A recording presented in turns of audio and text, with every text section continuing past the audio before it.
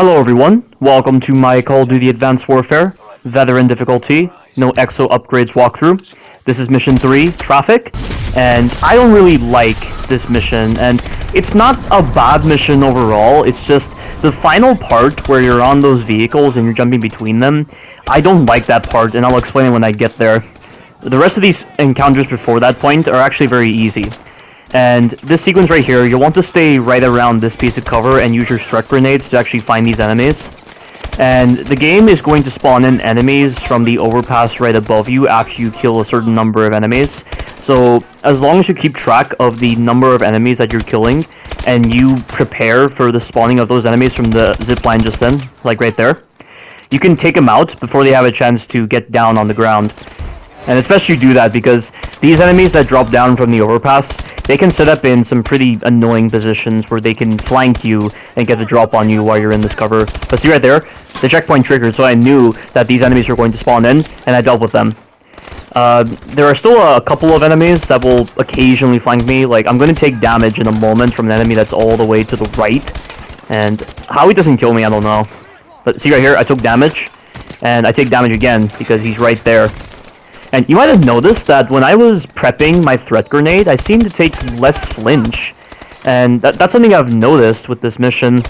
Like, I had a couple of situations where I was holding a grenade and I was taking damage, but the flinch just wouldn't register. So you can probably use that to your advantage somehow. I mean, how though? I don't know. But it's rather odd that you don't take any kind of flinch whatsoever when you get damaged while you're using a grenade.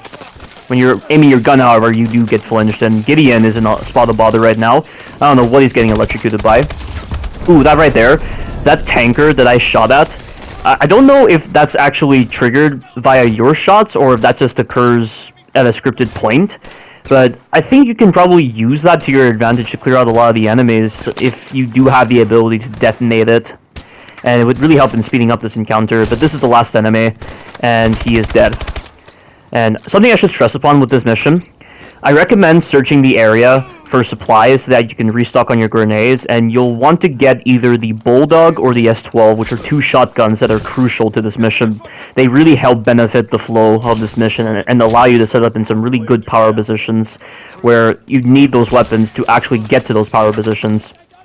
And I'm going to use my contact grenades right here, and I take back what I said previously about the contact grenades being good. It turns out that the grenades on this game just aren't very damaging, and you'll sometimes have to use at least 2 grenades to actually get rid of one single enemy, and I'm sorry, but that is not what I'm expecting from a Call of Duty grenade. This is not Call of Duty Classic, where you can hold 10 grenades and they do pitiful damage. This is a Call of Duty system where you can hold 4 grenades, and they're supposed to be very damaging, but this game doesn't have that for some reason. It's stupid. It doesn't gel well with the idea of having so many enemies on the battleground. You need those grenades to balance that out.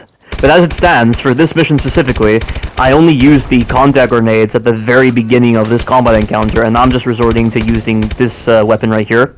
And I do love the reticle on this one. It highlights the enemies in red, and it helps in knowing whether you're actually looking at an enemy or not, because one thing that the Call of Duty games have always had is the inability to distinctly identify who is an ally and who is an enemy, because your allies and the enemies just seem to dress very similarly to each other, and that right there was the S12. Like I said, you've got to search the entire battleground after an encounter for the S12 or the Bulldog, and also for your grenades if you want to stand a chance in this mission.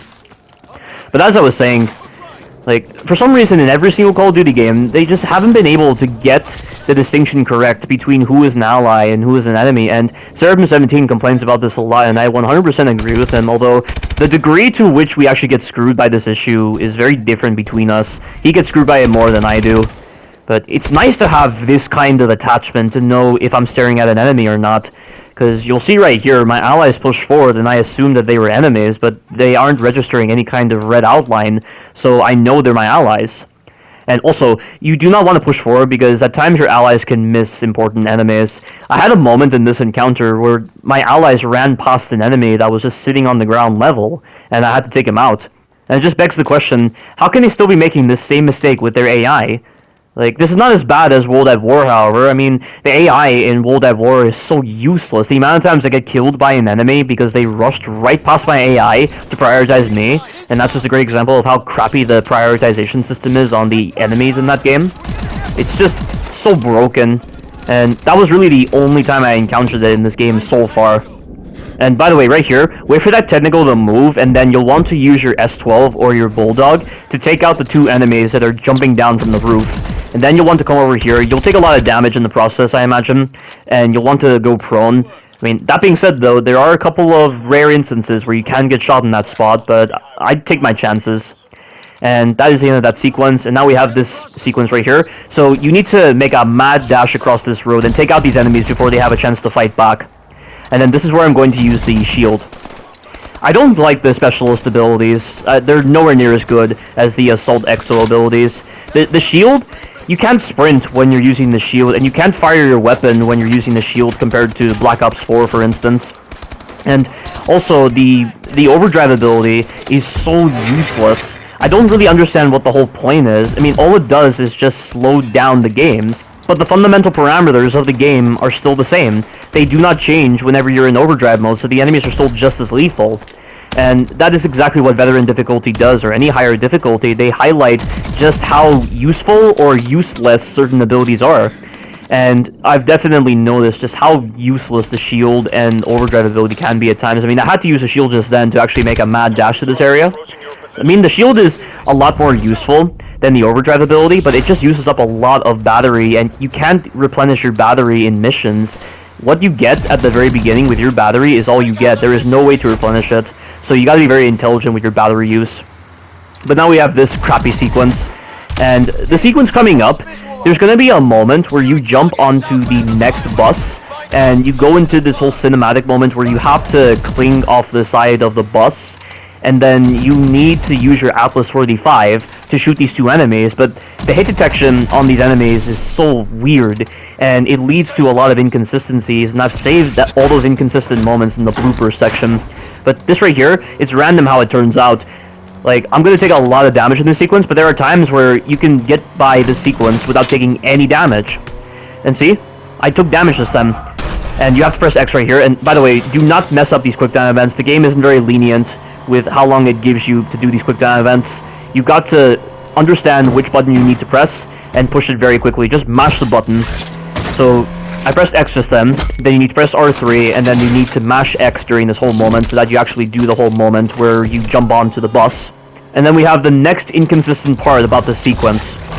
So you have to take out this chopper before you move on to the next bus. If you try to jump onto the next bus, you will take damage during the animation, and it's random whether you'll survive or not. It's so pathetic, and the game doesn't make it clear that you can actually destroy this chopper before jumping onto the bus, because you'll notice right here, I'm not getting any hit markers.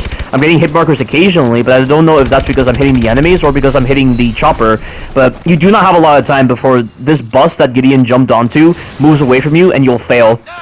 Like, the damage you do to that chopper is so inconsistent. You need to have some really good weapons. This weapon is decent, but it still has a couple of inconsistencies, and I'll show them in the blooper section.